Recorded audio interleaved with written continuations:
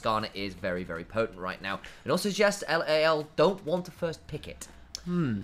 Because the last time we saw AL versus NIP, we saw Corki's Justana in the mid lane, and Rookie died to Shanks at level 2 for a solo kill. Shanks butchered Rookie while Rookie was playing that Tristana. Now, you did call out that Rumble was that first pick. A fantastic player of this, and one of Shanji's specialties is a takeaway from him. Yes. Great takeaway. But Shanks taking the Corki into the Tristana will be very happy with that. He butchered Rookie in the first time of asking. It was an immediate hover of the Zyra, but it was swiftly flicked over towards the Leona, another champion that's been so good for so many of the LPL supports. So Draw will have a hold of that. And AL, once again, hovering some interesting options, but I think I'll wait and see what they lock in. I think the Varus make a lot of sense. It does pair up so well with the Rumble because your range and your ability to lock someone down for the barbecue feels pretty good. I'd imagine they'll go towards Varus Corki. I think that would make sense. Unless they want to lock in an AP jungler. I think the Corki for me is non-optional. I think Shanks is too good at that pick. And it allows you to play towards Croco's AP carries in the jungle. So that is going to be the Corki, that one we knew about. What are they doing now? They're going to lock in a priority AD carry like they were hovering over of that Varus earlier. Or do they just go towards Croco on something like the Karthus that can help with your all-ins across the map? Or something else like that. So they might be happy to let that go because Maokai would work quite well here too. He pairs up super well with all this, so I think you're okay to let it go, I guess. The recipe for meta right now is heavy magic damage in one role. Now, because you already have the Rumble, you have that. You're sorted. Now, you can have stuff like Ziggs on the other side, which maybe NIP go towards because they already have themselves that Tristana. Maybe they'll come through in the bans after. Shout out to Gala out there. But instead, they will lock in, match up towards that top lane instead and say, right, maybe even lane swap angle. Just don't get that Cassante into that Rumble lane. Shanji, his two best champions are the Rumble and the Cassante, so he knows both of these champions intimately well. That he does. We'll get a hold of that, of course. The Camille going out on the other side. So that suggests to me as well that NIP are aware that Kyle might be looking to flex the Rumble down towards the support because Rumble Varus is a really rough matchup, a really rough lane duo to deal with, actually. So the fact we are seeing some of these top lane bans, especially considering Camille's support has kind of fallen away a little bit, makes some sense. I'll also note the Ziggs ban that you called out as a potential option for Photic in the bot lane, so that is a ban away as well. And now you have to, I mean, I don't think they care about Aki being on AP carries. I think they just rather ban out the magic damage elsewhere. Now I think Croco thinks about something like Sejuani, goes towards full armor, and I think NIP without any magic damage, because the Karthus, I mean, they showed that they do play it. If they don't have magic damage, Croco can go towards tank and just say, I'm going to build full armor, and that's completely fine. I wonder whether something like a Hui might get locked in. It's kind of been another one of those champions that has occasionally seen some play in the bot lane. That might be a way to get it in if you want Aki on something a little bit more brawlery and less AP focused. Still the Lilia, still the Nidalee, still the Zyra that's up and available, but we're not going to see anything like an AP carry bot lane. Instead, it's Photic on the Jhin. You've already got the Leona. Pretty good lockdown utility option there. The Maokai is being hovered, so is the Nautilus. Both would be fine here. Maokai Rumble, guys, alongside of Varus is a really nasty combo because everyone gets locked down to be roasted alive for a solid duration. Yeah, and again, so you were looking for a tank jungler, something that can work out with this team comp, and on the other side, NIP, they don't have any magic damage at all right now. They're looking towards potentially something like a, you know, last pick AP jungler. AL, of course, could flex that Rumble out of the top lane, and you can get the Jax into the Cassante. Now the thing is, you don't have that much magic damage because it's a Rumble as support. That, to me, is a little bit weird. Unless what it is it's Maokai support Jax jungle. Yeah, that gets a little... Look, folks, there is flexible potential. We'll throw it out there. We'll see exactly where that ends up. I'm going to imagine it's going to be towards that Rumble support, and Aki goes towards Ivan. Good, look. LPL, folks, LPL has never been an Ivan region, and just in the last 2 days, we've seen like loads of Ivan in LPL for some reason. We've seen Wei as the one Ivan player before so, and it is something with just Aki saying, I'm not playing the AP carry junglers, I want to do something different. I also, and I need to check this out, I remember Croco in the past being something of a Rumble jungle enjoyer. Is that another possibility? And I'm seeing it here, and I'm going... Faded Ashes and Rumble Clear might be okay. Okay, right. Folks, we have been spun for a loop with the last few picks. The Rumble, which has been so often in the top lane or the support, we actually haven't seen a Rumble jungle in the LPL so far. And it was Legend have just changed that. Croco, yeah, I think you're right. I think you might have played that one before. We've seen it very rarely. and it does mean that Jack's going up in towards that Cassandre can definitely win out in the duelist matchup of that later on into the game. The Ivern coming through changes things too. I don't think Ivern's great versus Rumble because you can't shield out everyone against that Rumble ultimate, but you can definitely use that Daisy to disrupt. Front line is going to be very important here for both of these teams as we get into the Rift for the first game between Anyone's Legend and the Ninjas in Pajamas in the NIP arena in Shenzhen. This is a very important game. Winner of this, again, starts to pull ahead in that race towards the top 3 in Group D. With Ultra Prime winning their series earlier today, you want to keep at that minimum 3-win margin for the side of NIP. The Rift will be hitting us shortly. I've done my due diligence. I've researched it. Oh, yes, he plays Rumble Jungle, especially for a player who's not had the highest win rates. He's doing pretty well on the Rumble. We'll leave it at that. 15, 16 odd games played. Over a 50% win rate, despite some of the trials and tribulations on prior teams. Piloting here as you head to the Rift. And prepare yourself to listen into the crowd noise. Quiet affair so far. And there comes the crowd. The mic's turned on.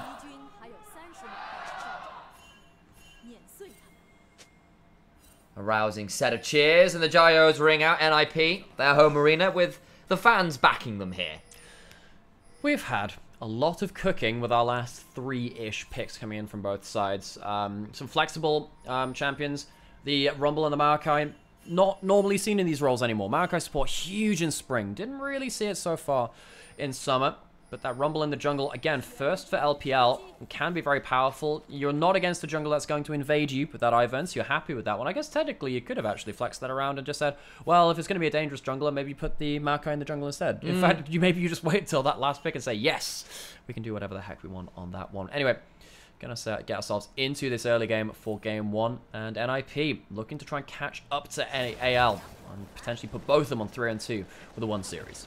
NIP here, they've got very good front line for their double AD carries, and if they can put the battle lines in place and watch the flanks, they're in solid position here for the team fights. But I'm just looking at the other side and I'm going, Jack's flank angle, Maokai alt flank angle, the lockdown from the Varus, the equalizer coming down on top of Corki, and all his AoE damage at the minute with the lethality builds in particular feeling really, really dangerous. And if that front line isn't either Giga ahead or watching all of those flanks, I'm not sure how safe Rookie and Photic actually get to be this game. Yeah, that's going to be that issue, isn't it? Lots of ability to show on Mr. That Zenith Blade. Wow, that could have been nasty. The fourth shot would have come right through. Potentially would have forced out a cleanse with Ignite on top of that too.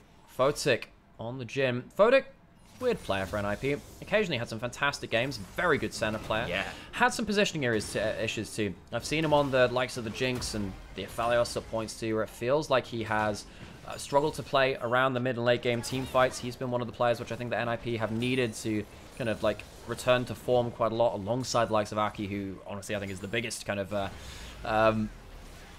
symptom, we shall say, of the underperformance of, or root cause of the NIP kind of underperformance there. But Photic on the gym, positions a lot differently. You can stand a little bit further back from the fight. Hopefully that'll help him. Aki actually did look for an early invade there, actually, interestingly. Had the pushing bot, had pushing mid. Boy. Now the thing is, jungle matchup means a decent amount when it comes to invading jungle, obviously, but a lot of it's about Rookie actually winning the early lane versus Shanks this time. It's gone as well. Remember, by this time, in the first series between AL and NIP, Shanks had solo killed Rookie. And that was an Italy game where Aki was trying to invade in that one too. So Rookie not being able to pull that one off in game in the first time of meeting, changing it around for second time around.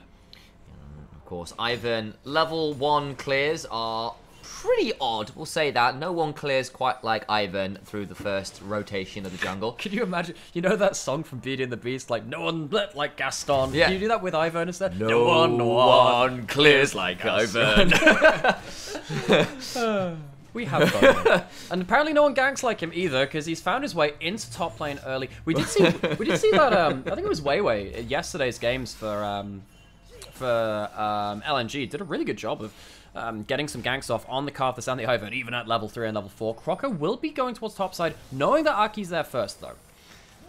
Alright, well, this could be a 2v2, and Croco with a nice little angle here could prove problematic, but that's a big wave. Counter-Strike comes on, down, gets a 2-man stun. He's going to try and get some shove back. He's Shanty, but a flash on forward, and the flame spin is causing damage. Overheated, but a flash away. A final electro harpoon, not quite there. Aki is body blocking. Ale will go forward with the leap strike, secures the kill. The shield is not enough, and now Aki might be looking more like Aku Aku and being turned into a wooden mask. Ooh, the flame spin is not quite the bird up. The Aku, I can't believe you just dropped a random Crash Bandicoot reference in there.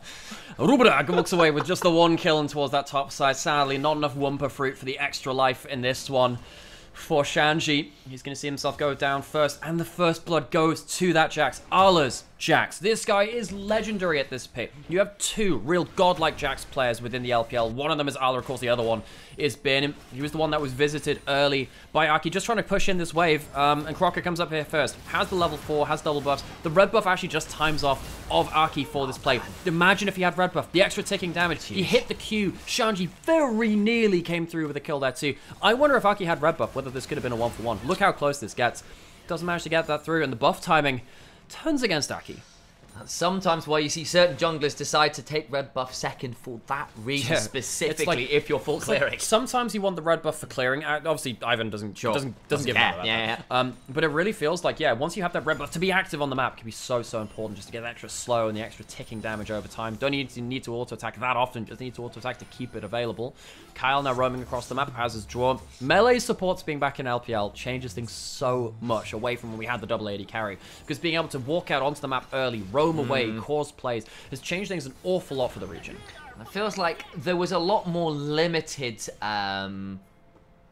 player pool, I guess, in terms of being really good enchanters. I think the likes of Missing and On probably come towards the top of the list, but that's also partly because the AD carries who are playing with really loved having enchanters behind them too. Mako as well, really of course.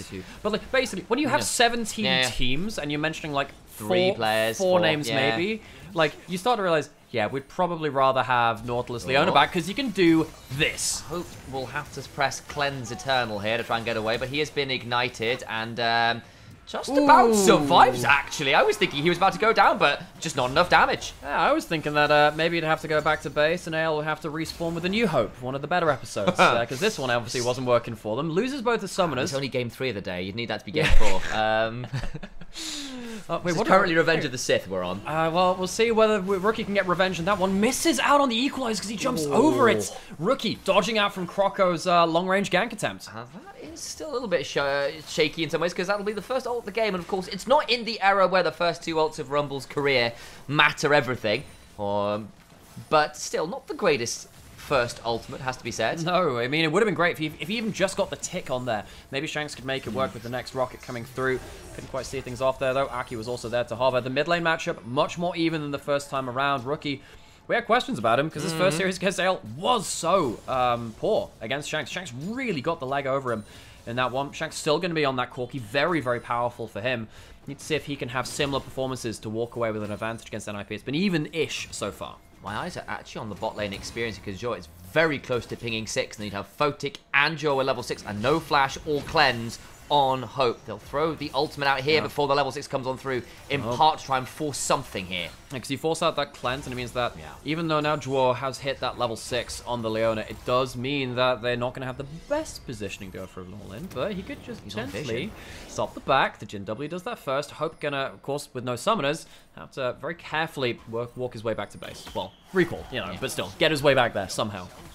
Ward in lane there, actually very astute to kind of play with the ranges that Varus and Jin often like to. Back towards mid lane we look. Crocker was spotted here. He's spotted walking over that. Rookie knows he's going to be potentially walked up on. Doesn't stand up on the way for that reason.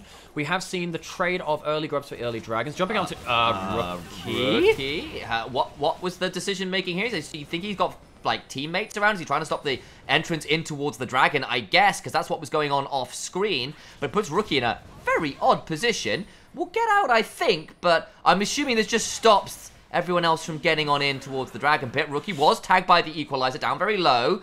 Ala could come down at any point as well, by the way. Rookie was already... He might look for an execute. If it's been long enough, he might get the equalizer, the execute. No. Can't do that. Rookie uses the buster shot, but Rookie, a very ill-advised all-in, means that...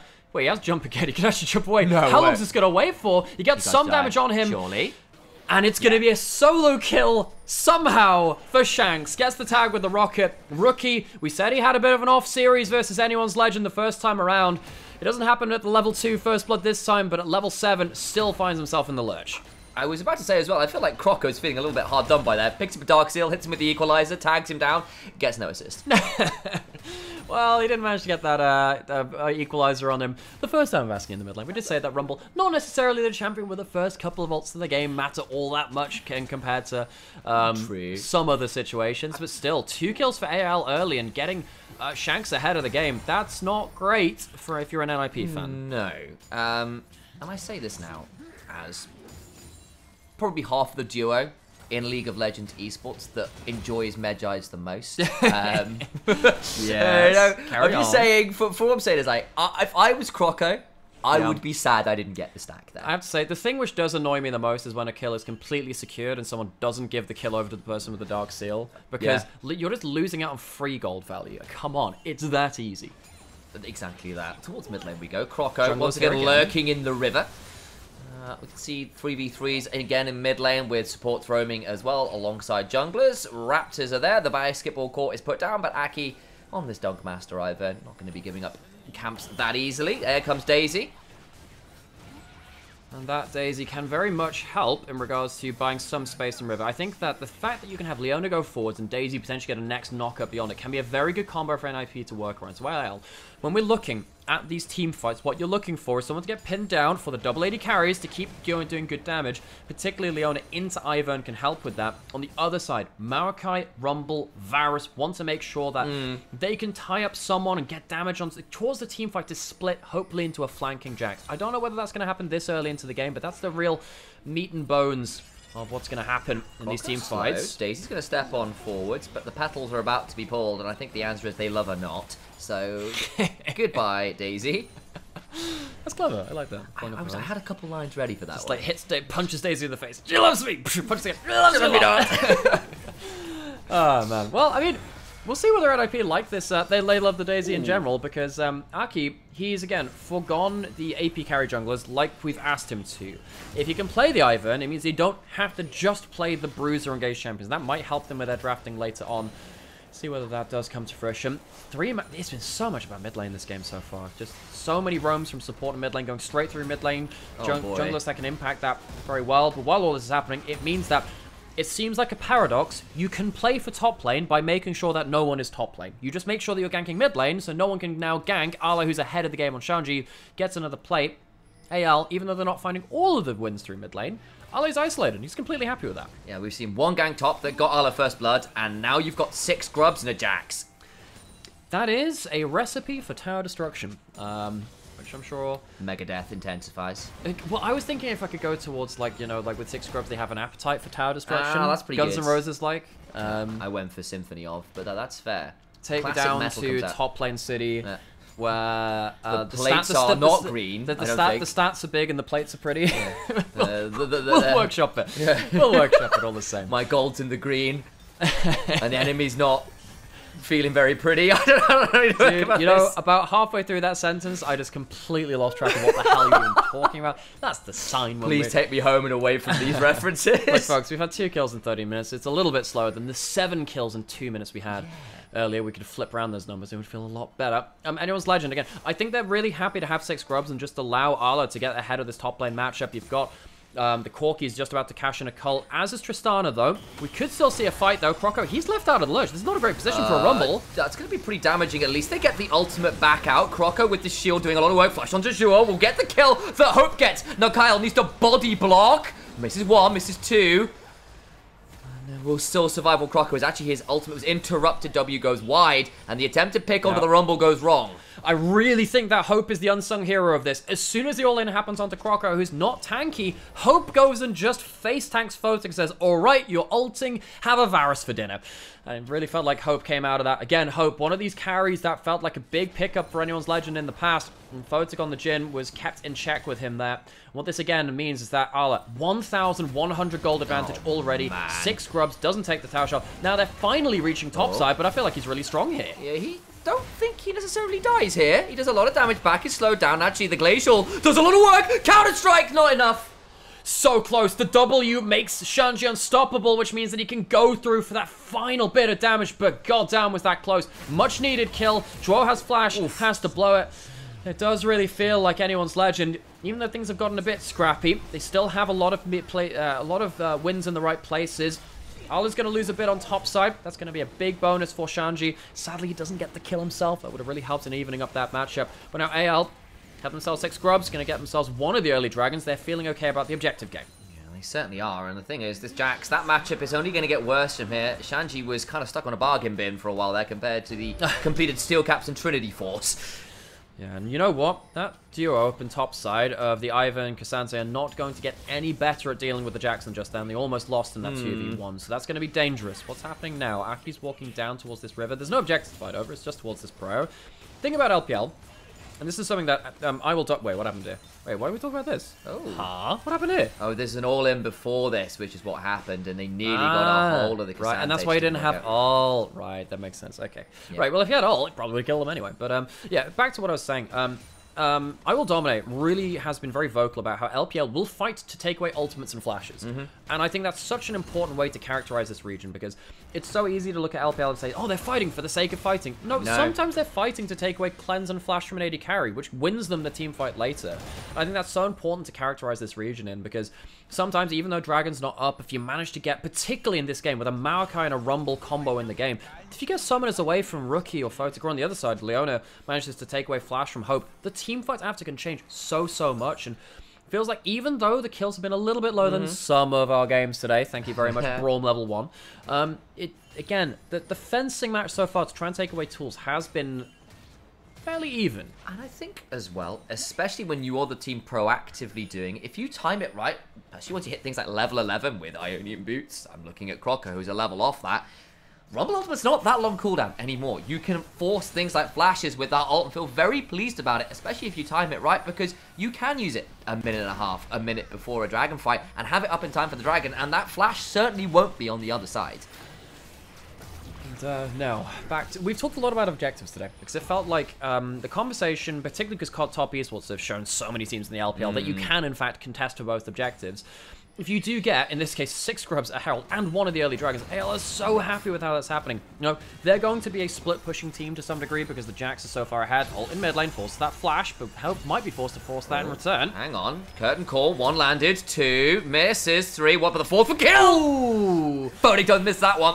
No, he doesn't. And Photic, we said there was some criticism about that positioning topside, though. Can't talk about that. Let's fight. Comes down across a lot of people. All out. Outside of it, the redemption is not needed. And now Ala's in danger. The teleport top will secure the turret regardless. But everybody from NIP is coming, and I think this might be a do not enter in that particular acronym, as Jork will land a bit more CC.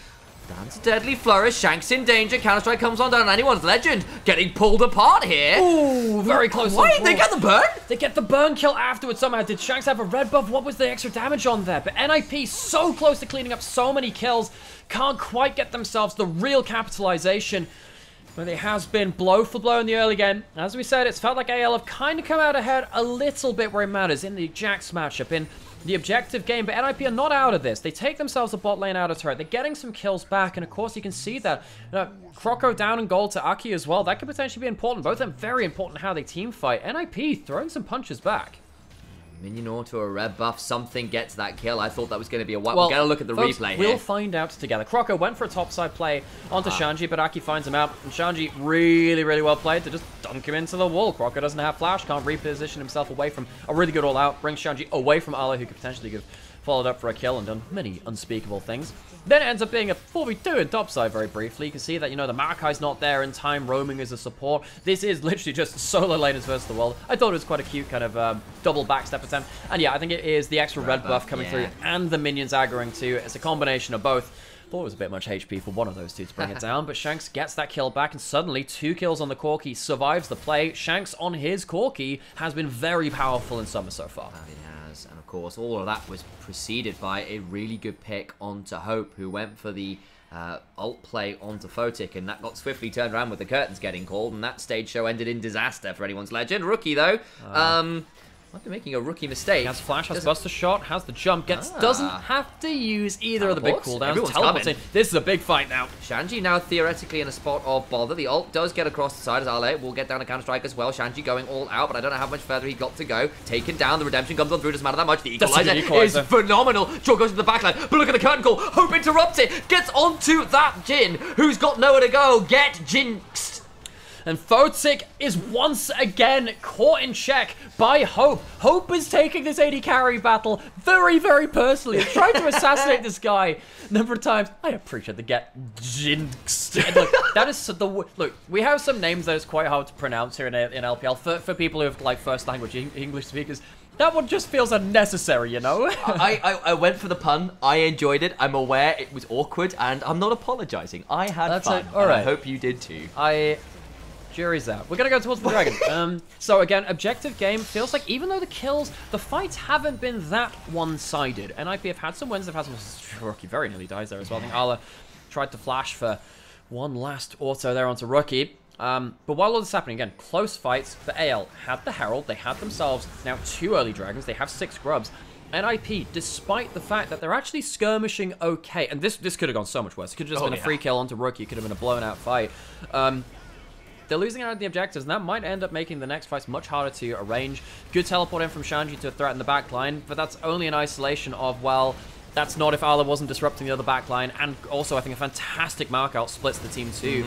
That's really what changes things. The equalizer then, another big moment through here. You see that Hope, we've been talking about this a lot too. The big moments in this have been very much about disruption. Hope is making sure he is the disruptor. Yeah, Ale being jumped on again. I don't know whether he's got a leap strike available. Does have counter strike, gets knocked up by Daisy, just about out. Buster shot, and a last auto does the work required. Actually, that was on cooldown, so it had just been the explosive charge. Still another knockup. Daisy CC proving incredibly obnoxious because you can't counter-strike those. And you can see, again, we had a lot of complaints about Aki in their first 4 series about how poor he's been looking on the AP junglers. His bruisers, his initiators have been looking really good. The Sejuani, Rek'Sai, Wukong, Shinzao, they've looked good, but he hasn't looked good on stuff like the Zyra and the Karthus. They don't go towards those AP carries, and they go towards something a little bit different. They go towards that Ivern, and it's bringing up huge value. You have to shield up people who are going into the play. The continued CC with the Q and the Daisy knockups, comboing onto what's happening with the Jhin and Leona has been very valuable. This is quite a big learning experience for us watching NIP to see how are they evolving to get past this LPL meta. This is important for them. And it's still a good early game from anyone's legend. They are ahead of the curve. They've got gold leads in the right places, but at least NIP are making things happen. Kyle goes over the wall, but now he's crazy deep, has to flash on out and needs the bullets blocked. Will have that done. Hope is tanky enough, has got himself the Edge of Night, which ensures he doesn't even take any damage from it. Feels like we have had a grim reminder for Maokai players. Tarzan experienced this a couple of times, dude. You can just flash Maokai into bad positions. It's support Maokai, you know? This guy's got like... Attack on Maokai, you heard it here first. And we'll see attack on tree. Tree. Oh, I don't know. Yeah, look, giant redwoods. That's what the what the Titans are. But Kyle, now no flash, half HP. Needs to be a little bit careful. Baron has spawned. Now, NIP behind in gold, behind a bit in the side lane matchups. Again, we've called out. Again, look at all those big advantages towards the scoreboard on the bottom half. They can still very much swing back into the game with a good Baron take. If AL mess up around the Baron or give NIP a good fight, that is how they get back into it. This game is not so far gone that they can't get themselves a big swing. And this is going to be great. Yeah. I love to see this. Very important game. 2 teams that are looking towards to be top of Group D. If they walk away from this with a win, they're looking towards that. And we're getting ourselves an even-ish mid-game to see if they can pull it through. I'm looking at this as well. NIP actually are playing towards their win cons pretty well. If they can group up as 5, that brawly frontline of Daisy and Ivern and Xante and Leona as a teleport comes on through. Pretty good on the retreat, though. Might be a little bit more difficult at first. Croco had to think about going on in there. Rookie comes on through with a good rocket jump away, but the equalizer into the Maokai ultimate is disgusting. Redemption buys some time, but it's just not enough. Shanji cannot stay alive. 3 are dead. Baron spawned, and anyone's legend make it a very unclose game in a matter of moments. We said that NIP could fight their way back into it with a good Baron take. They could also fight their way out of it too, Kyle. Grave. No flash. You might end up just dying here. Alice flying over the wall to support his Maokai. That's the Maokai gone, actually. Just blown up with a 4th shot, and now the damage back can be pretty huge. Curtain call could be dangerous. Into the deadly flourish. Down to 2,000 HP. Aki's got flash. He could steal this still. It could get very ugly for anyone's legend yet. He gets into the pit. Goes all over. Does not steal it. doesn't steal it, and it does mean that there'll be 4 Barons out. Will it be 3? Photic can't get the last kill. No, we can't get the last auto off, and Shanks with a flash and a frost bomb burns Photic alive. It's a bit scrappy, but AL get themselves the Baron, and they get themselves 4 Barons out from the play. NIP, it felt like this was the point in the game where they could fight their way back into an advantage. Instead, they dig the hole a little deeper. That's going to be the Dragon now spawning up in a minute. AL will get to push across the map. You see that Allah has flash. He's got ult coming up, and he has a huge advantage individually. That Jax could just tear open the map wide open. Now we're going to go back to the fight that caused all of this. This was, once again, multiple teleports, one answering the other. It felt like NIP had themselves a good option here, but the Maokai and the Rumble and the Varus pinning everyone into that fiery carpet of doom really seals the deal. AL just a little bit quicker on the punch. And there's literally nothing Rookie could do there. There's the Maokai ult going one way, the Equalizer the other. He buster shots one away, and it's still not enough even with the redemption. And of course the shields from the Ivern coming on through. Just no way to stay alive there. That combo's still deadly, even if the front line from anyone's legend, not the tankiest. Especially when they don't have the Ivern kind of shields to back it up to. Such a big change in that calculation. Shanks, again, on his Corki 404. Oh. Haven't found his KDA just yet, but he's doing a lot of damage all the same. The lead speak would end in the last game with Hacker. We like to keep it up a little bit here. But anyway, 1.5k up on Rookie again. I was worried that NIP locking in this AD carry matchup in the mid lane would work too much into anyone's legend. I think it was fairly even for bits. That's an ult coming through. Again, look at the Equalizer combo. Redemption afterwards keeps them alive, but they're so low. And then the Varus damage afterwards forces Joa back. Ale on a flanking option. I love how you can even see that the Ivern bushes are activating the Maokai saplings as well in the team. You're right. That turns out the bushes have eyes, and they're on the enemy team from Maokai. Yazaki, I mean, it's not a full AP Maokai. He's gone for the Warmonks first. It's not the worst thing ever. Civ HD is yelling brushy, brushy, brushy. God, that is such a throwback. I miss the Civ HD flash, where it looks like you flashed over a wall. You've just flashed into another bush right next to him instead. That's one of my favorite moves within League of Legends. But NIP, they are now in a very bad spot. They've lost themselves a lot of towers, a lot of standing gold. The Equalizer is going to get that much more powerful. The side lane is going to get that much more problematic. Ala going towards Zhonya's third item. Once he completes that Seekers, I really feel like you can't close down this guy in the right kind of timing. Because they've been managing to catch him out just out of position. But that... gets harder. It gets harder once the Zhonya's in the stasis. Buys you an extra 3 seconds in a fight, you know? I also think Croco, very intelligent here with the early pickup of the Oblivion Orb into the Morello second, because actually you are dealing with double AD carry and the healing build from the Ivern as well, between the Redemption and the Moonstone. Someone needs to mitigate that. Ivern is probably the best choice for... Not Ivern. No, it's the Rumble. Yeah, there we go. Finally found the right champion name. I messed that one up myself. So, turns out... Very smooth, professional. Turns out, when all of these champions are in the different... I was like, oh, the jungle. Yeah, Marco's jungle, right? We haven't seen it in support this year. But, well, in some so far, so it gets really, really strong. No! The W, Rookie burned down, but not quite dead. Taken down about 10% HP. If that will be forced away from the turret, and that means all your wave clear and a lot of your damage is just gone. So they lose another turret. Rookie has been really checked by AL. Inside lanes, defending turrets. The Tristana has not... Bloody hell, it's a 5,000 Baron power play. Of course he couldn't have been wave clearing through that. He's been forced off of every turret. Ala, not going to get hit by the Solar Flare. And it's another swing and a miss from Draw. Bit of a sad game from him on the Leona himself. The edge of Night Valley from Hope at this point is incredibly high. Really struggling to lock down anyone valuable here, and I'm looking at 3 items on the Corki, on the Varus, on the Rumble, not miles off that for the Jax. In fact, there it is. NIP scale well, don't get me wrong. They've got a 3-item Tristana themselves, who is farming very well. 296 CS in, what, 28 minutes? Great news, but the problem is you are just struggling to find any semblance of a frontline moment for you. And the thing is, every single role from AL has a 2,000 gold lead, and the support has 1,000 gold lead anyway. So there's no individual. Sometimes you can get one matchup that's ahead, and you can kind of mix things around. So just about play around. You don't even have that. Sometimes spiky gold leads are better, but everyone here from anyone's legend using that gold very effectively. Huge item breakpoints, and I guess the one bonus here from NIP is that there's no objective up for the next, minute and a half. Maybe they can organize the fight. Maybe they can find themselves another big play. I have some with the teleports. To tell you. Yeah. 3 items on Ivan. Yep. 3 items on Rookie and level 16.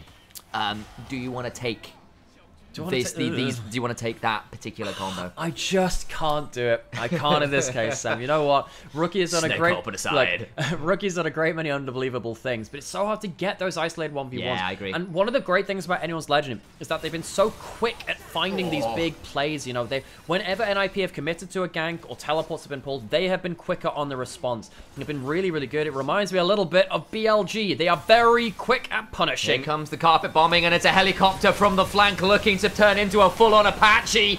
Unleashes on the backline of the Jhin, is dead to right. Rookie trying to auto a little bit, but Counter-Strike prevents that one. Captain Flowers know what that helicopter looks like, and it's not going to matter. Ale is taken low, but not down.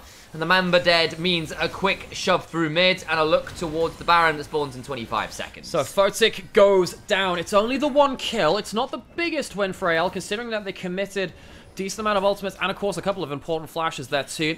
Still has himself the Zhonya's, still has himself the teleport to get into the play, though, so they can use this to maybe, again, reset up around this objective and punish NIP for not being able to control any vision on their red side quadrant. Joao is walking in there. Even then, it's quite dangerous to be walked up that far. This kid, exactly. He's trying to fight for vision. Instead, he's just found his death. He's got no real way out. The teleport's coming on through. It's a bit deep, but it's top lane, and that means now with another member dead, Nale saying, well, you have to fight for Baron, but I can shove for potentially an inhibitor here. You are damned if you do, damned if you don't. Photic back on the map, though, could still prove dangerous. This Jhin has proved to be pretty scary when the curtains have been called. Feels like we are in Miracle Baron still territory. That's what we're looking for. Allah hops over the pit. Kyle has himself flash if he wants to go onto a target as well. NIP, they are not out of the woods. There comes the curtain call. Try to steal it!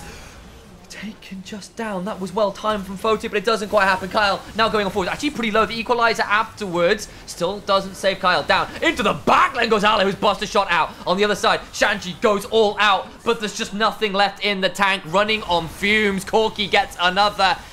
Hope begins to unleash, and bows and arrows prove a little bit more deadly than a psychopath from Ionia at this point in the game. And Hope really, really accurate again. I think, again, this Varus has been the unsung hero. Everyone else making the flashy moves, and suddenly an arrow comes in to capitalize on it. It's been a well-coordinated performance from Anyone's Legend. Maybe that Weibo series was just Weibo things after all. Anyone's Legend, they should be closing the game now, or just about. Rookie tries to jet towards the Weibo, just gets burned. Shanks is laughing his way to the back as he just sticks a knife in a little bit deeper. Shank by name, Shanks by nature.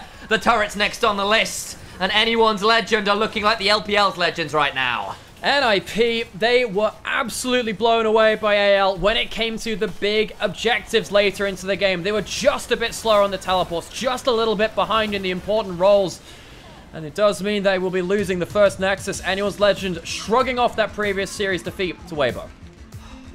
That looked a lot more like the Anyone's Legend we've come to love and know this split.